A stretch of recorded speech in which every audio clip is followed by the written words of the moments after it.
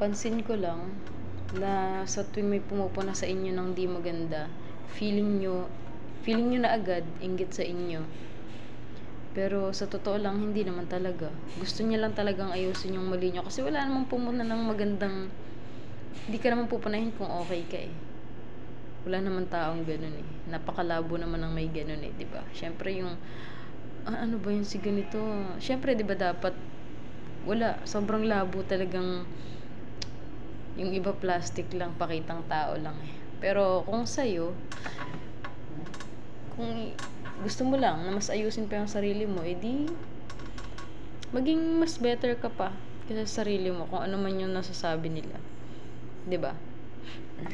Edi kung inggit man sila, tapos mas inayos mo pa yung napunan nilang di maganda sa'yo, edi mas lalo silang nainggit.